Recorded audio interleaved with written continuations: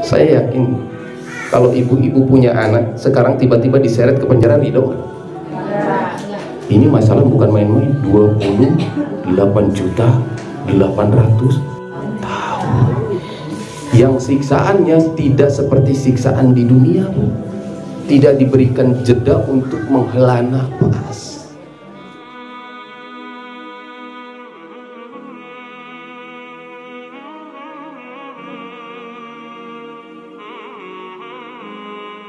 Maka target untuk menjadi seorang abidah tadi yang pertama, menjaga 5 bersama waktunya. Jangan melalaikan waktu. Sholat itu menjaga waktu lebih penting. Sholat bisa irahawai, tapi menjaga waktunya itu yang menjadi harga. Maka wanita ini akan mulia dalam pandangan Allah Subhanahu wa Ta'ala manakala mengamalkan agama secara sempurna. Dan mengamalkan agama secara sempurna ini butuh usaha dan harus mujahadah. Maka mujahadah itu ada dalam menetapkan waktu. Sholat ibu-ibu ini bisa istiqomah sholat subuh, zuhur, asar, maghrib, isya. Coba baca Al-Quran, bisa nggak istiqomah seperti itu? Beres nggak capek karek muka Quran. Atau mere waktu saya sakar Allah tahu. Tapi ibu-ibu belajar itikad terhadap waktu. Saya tidak akan meninggalkan Al-Quran setiap jam segini. Walaupun 2 ayat tapi istiqomah itu Allah pandang. Tetap nih jam 9 malam sebelum tidur. Kalau subuh misalnya setelah sholat subuh, saya tidak akan rubah waktunya. Setelah sholat subuh sampai nunggu isyraq, saya akan baca Al-Quran minimal 2 juz. Masya Allah. Bumi bergetar, langit retak, saya akan tetap membaca Al-Quran. Benar ya, itikad ke Allah, diuji ke Allah. Datang pesanan nasi bungkus, ditinggalkan Quran. Ujiannya memang berat, tapi Allah pandang menetapkan waktunya. Sehingga Allah Subhanahu wa Ta'ala dalam hadis qudsi yang diriwayatkan oleh sahabat Abu Qatadah bin Rib'i radhiyallahu ta'ala qala Rasulullah sallallahu alaihi wasallam fi hadis qudsi qala Allah tabaraka wa ta'ala iniftaradtu ala ummatika khamsa salawatin wa ahidtu indi ahdan man hafadhu alaihina liwaqtihina adkhaltuhul jannah wa man lam yuhafid fala ahdalahu indi. Wahai Muhammad, sesungguhnya aku telah menetapkan terhadap umatmu sholat 5, dan aku kata Allah memberikan jaminan bagi siapa saja yang menjaga sholat 5 waktu tepat pada waktunya. Ini hadis kursi. Maka aku memberikan balasan surga dengan jaminanku. Barang siapa tidak menjaga sholat dengan waktunya, maka tidak ada jaminan baginya. Hadis riwayat Imam Abu Daud dalam kitab Durul Mansur.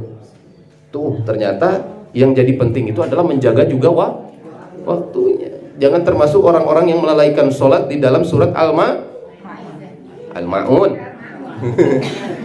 Fawailul lil musallin, orang-orang yang melalaikan sholat.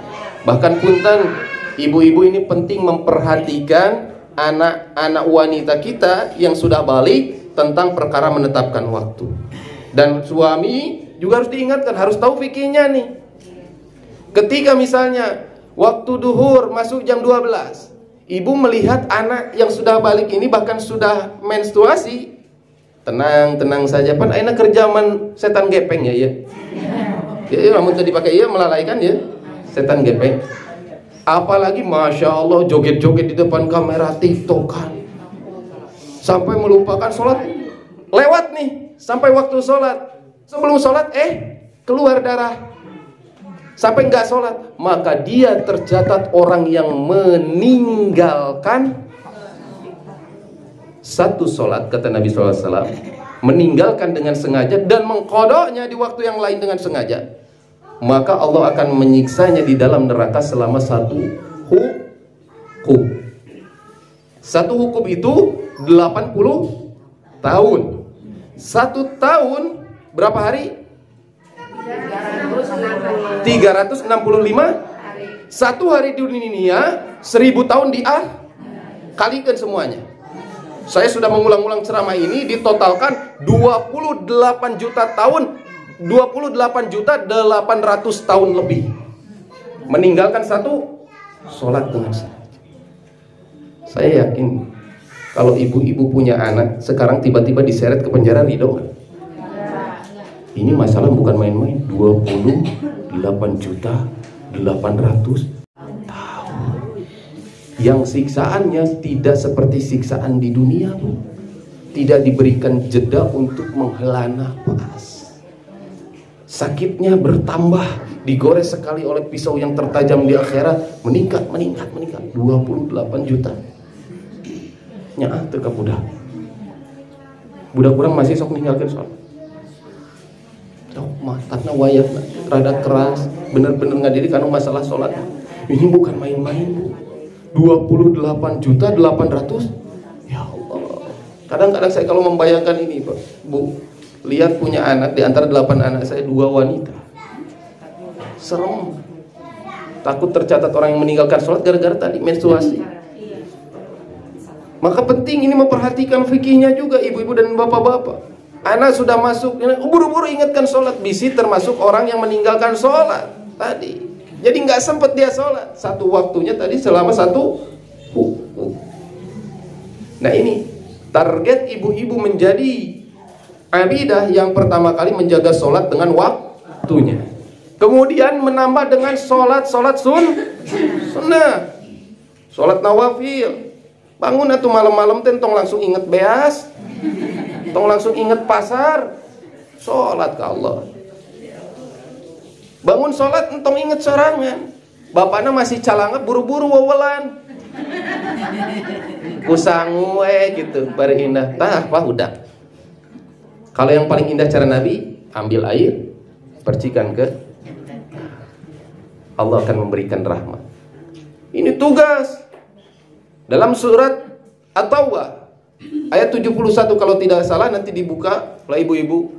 Wal mu'minuna wal mu'minatu ba'duhum awliya'u ba'd. Ya'muruna bil ma'ruf wa yanhauna 'anil munkar. Wa yuqimuna shalah wa yutuna zakah wa yuti'una Allah wa rasulahu ulaika sayarhamuhumullah innallaha 'azizun hakim. Orang yang beriman laki-laki dan orang yang beriman perempuan menjadi penolong bagi sebagian mereka yang lain. Mengajak kepada kebaikan, mencegah kepada tadi tugas menjadi dai. Kemudian berlanjut ayatnya. Menjaga sholat, tuh turun ke abidah. Menunaikan zakat. Dan mereka taat kepada Allah dan Rasulnya. Ulaika sayarhamuhumullah. Maka mereka akan diberikan rahmat oleh Allah. Ini rahmat. Nabi SAW sampaikan kepada para sahabat, tidaklah kalian masuk ke dalam surga ini dengan amal-amal kalian, kecuali dengan rahmat Allah. Ya Rasulullah, adakah dengan engkau? Betul. Adalah sepertiku, masuk surga karena rahmat Allah. Ibu-ibu menjalankan dalam surat At-Taubah dakwah pertama, mengajak kebaikan kepada mencegah kemungkaran, menunaikan sholat, menunaikan zakat, itu jaminannya diberi rahmat. Artinya sudah dijamin surga. Karena sudah mendapatkan rahmat Allah. Di dunia saja diberi rahmat, apalagi di ada yang suaminya namanya Pak Rahmat. Nah, ini hadirin yang mulia, penting. Kemudian yang ketiga, tadi yang pertama apa diulang? Yang kedua